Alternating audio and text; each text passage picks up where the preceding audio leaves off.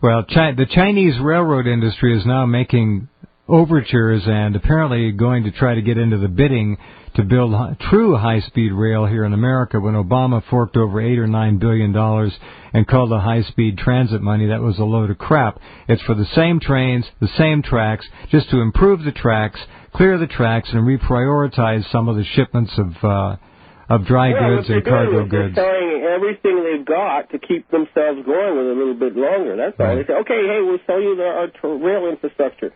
Just give us a few more dollars. Roll us over a few more days. That's all it is. They've been betraying your country. They've been handing everything over to China. We've been sold out so severely, Ben. There's not much left. We are at the end here.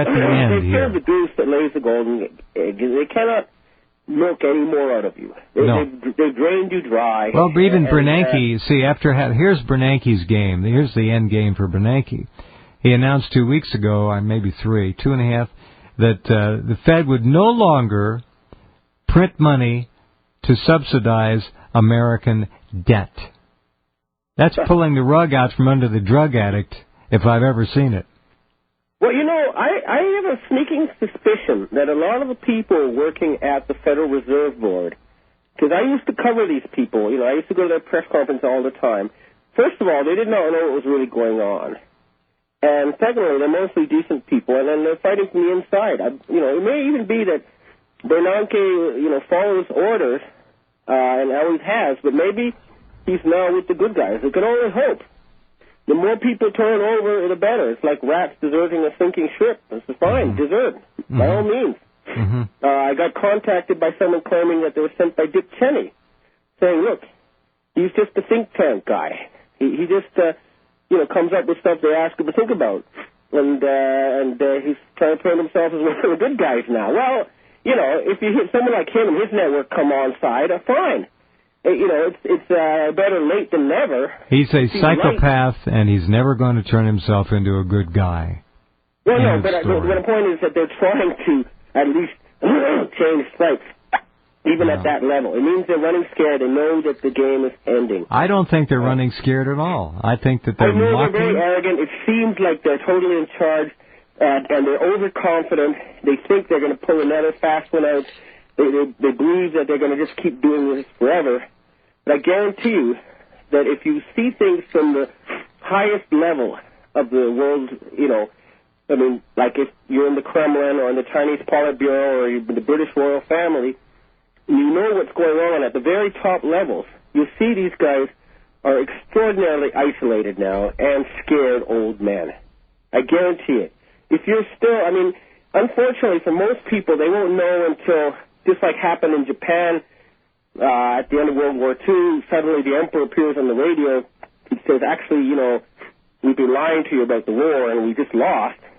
Well, until that announcement happens, I'm afraid the brainwashed majority is just going to keep going along with, drinking their acid spiked Kool-Aid and thinking everything's great.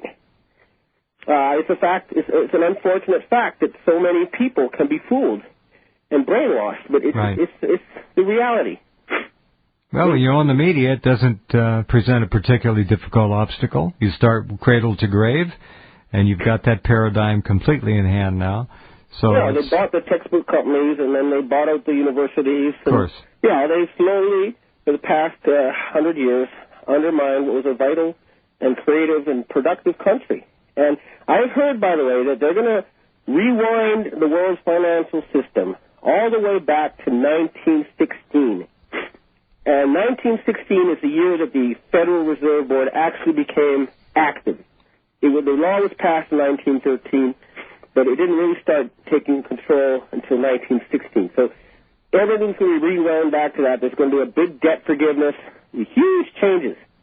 And I've heard this from people in the British royal family, from people connected to the Chinese Politburo, and from people at the highest levels of the Japanese government. So they know it.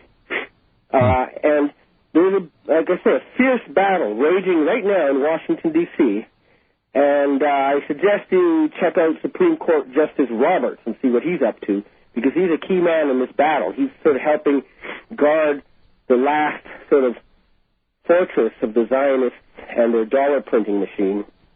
But I'm hearing very soon, possibly within 10 days. Now, I hate making predictions based on specific dates because, like I say, this is a war, and in a war there are two sides. It's like the Americans predicting they'd be in Berlin in December at the end of World War II, and it took until May because there was this thing called the Battle of the Bulge. But with all those caveats, I'm hearing by the end of this month, actual stuff will take place that even the most brainwashed among you will realize is big and historical. Well, and it's going to be happening bit by bit. The health, it has to be all at once. The health reform bill was one of those things that you've just described. Well, the health reform bill, I think, it's a shift of power, Ben. For them to appear nice while going about their business as usual. It's a massive shift of power. Yeah, look, we provided universal health coverage, just like the Nazis did. Well, they haven't. They're forcing people to pay money they don't have for services they're not going to get. And this is a massive shift of power from the, so-called but it ain't gonna congressional work. That's the branch. point. They're not going to get away with it. I love the way you say that, and I hope you're right. But again, you see, you're a prisoner inside that matrix, and everything looks worse from in there, especially... Like, I forgot, I went recently, for the first time in a long time to the Foreign Correspondents Club, and I have these people who are, highly educated, intelligent foreign correspondents from major media, and they seriously don't get it. And that, I forgot how thoroughly the brainwashing has been placed on your minds. And so it's kind of a shock to see how far gone you are, but there's a key critical mass of intelligent, educated people in positions of power. This is the hippie generation that is aware and making changes. There is a revolution, a worldwide revolution is happening. The free energy technology is the key. We're building the factories. Nothing's going to stop us. Once that's it, the whole oil lobby, the military lobby, the pharmaceutical industries, they're going to have to totally transform or go extinct. I guarantee you this 100%. There's no stopping this now. It's reached a critical mass. I wish people could see how the world looks from outside of the United States. Well, I do too. That's why you're on the program, to try and give us an idea. And, just one little note, the Japanese exports were up 45% year on year in February. Right. It's just a little sign. When you read stuff about Japan going bankrupt and all these problems in your press, it's pure nonsense. Yeah. What do you make of the Toyota accelerator, the sticking accelerator issue? Is that a contrived issue to try and knock Toyota back? There's a microchip in the cars they can hack and cause that to happen. Right. This is what I've heard about that.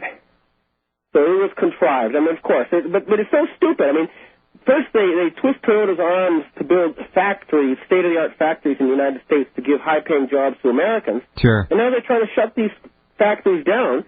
And they're not punishing Toyota, they're punishing ordinary Americans who work in these factories. Mm-hmm. It's a very, very short-sighted and not very intelligent policy. I mean, they're just running out of levers and arms twist. And like I say, their whole network here of thugs and murderers is not obeying them anymore. Mm-hmm. And I know those people very well. All the professional killers, all those people that have been working for the Americans, killing prime ministers and whatever. Mm-hmm. And they finally broken free. This is a huge development. Now, these people are nationalistic, and they have some views I don't particularly like, but they're a lot better than the Nazis. I'll say that much for them. And they're not going to go and wage military wars of aggression, no matter what.